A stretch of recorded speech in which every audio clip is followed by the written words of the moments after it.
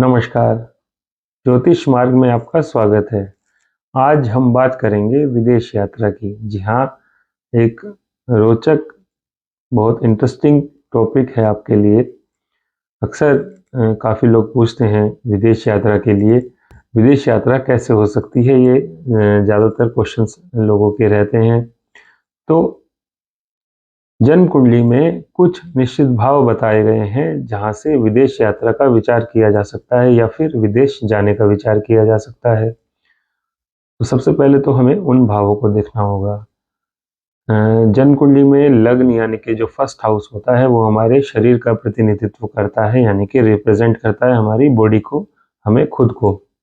तो उसका रोल एक बहुत महत्वपूर्ण हो जाता है। इसके बाद तृतीय भाव यानी कि थर्ड हाउस, और नवम भाव यानी कि नाइन्थ हाउस, और द्वादश भाव यानी कि 12th हाउस। ये चार भाव तो बहुत ज़्यादा मुख्य होते हैं विदेश के लिए, विदेश यात्रा को देखने के लिए। सप्तम भाव भी कई बार देखा जाता है क्योंकि सप्तम भाव से भी विदेश यात्रा का विचार करते हैं। तो इन भाव से संबंधित कुछ मुख्य बिंदु हैं, उनका विचार भी किया जाता है। यानी कि कुछ मुख्य बिंदु जो हम आपको बता रहे हैं, यदि ये हैं तो आप जान के चलिए कि आपका विदेश यात्रा जाना बिल्कुल निश्चित है। लग्नेश यानी कि लग्न जो फर्स्ट हाउस है उसका स्वामी, और नवमेश यानी कि जो नवम भाव है उसका स्वामी, इन दोनों का संबंध यानी कि ये दोनों ग्रह एक साथ किसी भाव में बैठे हैं तो आपका विदेश जाने का योग बनेगा। कब बनेगा? जब जिस भाव में बैठे हैं उस भाव से संबंधित आपकी आयु या फिर दशा चलेगी तब बनेगा। अब बात करें लग्नेश लगन में ही हो या फिर नवमेश नवम में ही हो, या फिर नहीं, यहाँ पर लग्नेश लगन में, नवमेश नवम में, दोनों अपने अपने घर में बैठे हैं। और तृतीय भाव जो है, जो यात्राओं को दिखाता है, उसका जो स्वामी है वो इन दोनों भावों को देखे, यानी कि इन दोनों भावों के स्वामी अपने अपने घर पे बैठे हैं। तृतीय भाव का स्वामी इन दोनों भाव को दृष्टि दे या फिर युति के साथ बैठा हो तो भी संबंध जो है बनेगा, तो फिर विदेश यात्रा जरूर होती है। नवमेश जो लगन में बैठ जाए और लग्नेश यदि नवम में आ जाए, यानी कि इंटरचेंज हो जाए एक दूसरे के साथ, तो भी संभावना रहती है कि आपकी विदेश यात्रा होगी। इसी के साथ साथ दो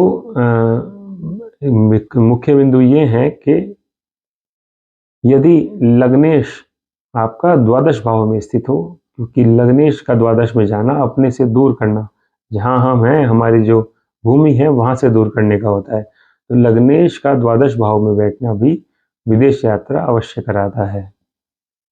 या फिर आपकी कुंडली में तृतीयेश यदि द्वादश भाव में जा गया है तो आप जान के चलिएगा, और तृतीयेश द्वादश भाव में जाने के बाद किसी न किसी तरह तृतीयेश का लगन से दृष्टि संबंध हो जाए तो भी आप जान के चलिए कि आपकी विदेश यात्रा बार बार होगी, एक बार नहीं बार बार होगी।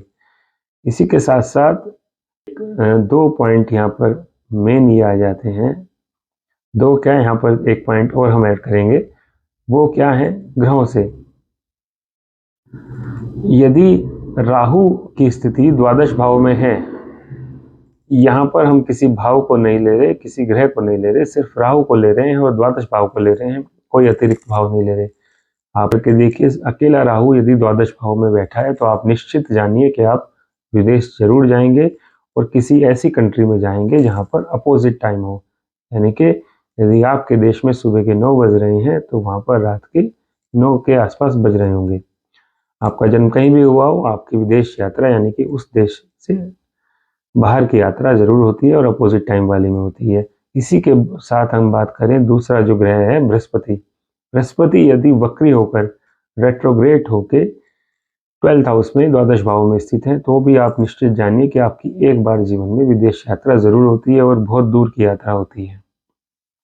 अब एक और पॉइंट यहाँ पर, सप्तमेश यानी कि जो सप्तम भाव है जिससे विवाह का विचार करते हैं, उसका स्वामी यदि द्वादश भाव में है तो भी आप मान के चलिए आपकी विदेश यात्रा होती है। यहाँ पर क्या इंटरेस्टिंग बात आती है कि यदि आप कन्या हैं, आप महिला हैं, तो आपका जो विवाह शादी जो होगी उसके बाद आपका विदेश यात्रा होती है। और ज़्यादातर देखा गया है जो आपके पति हैं, आपके लाइफ पार्टनर हैं, वो विदेश में रहकर काम करते हैं या फिर उनकी जो कंपनी होती है वो विदेशी होती है, जिसके कारण वो विदेश जाते हैं।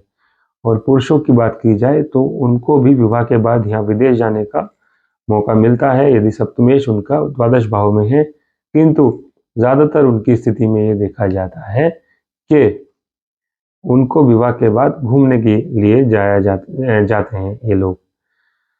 और यदि यहाँ पर शुक्र भी राहु के साथ हो तो भी जाना जाता है कि विदेश यात्रा विवाह के बाद होती है। एक और पॉइंट ये आ जाता है। तो ये कुछ मुख्य बिंदु हैं जो हमने आज विचार किए। इसी के साथ साथ और भी कुछ बहुत सटीक बिंदु जो विदेश यात्रा के हैं हम आपके लिए लेकर आएंगे। आज के लिए बस इतना ही। धन्यवाद।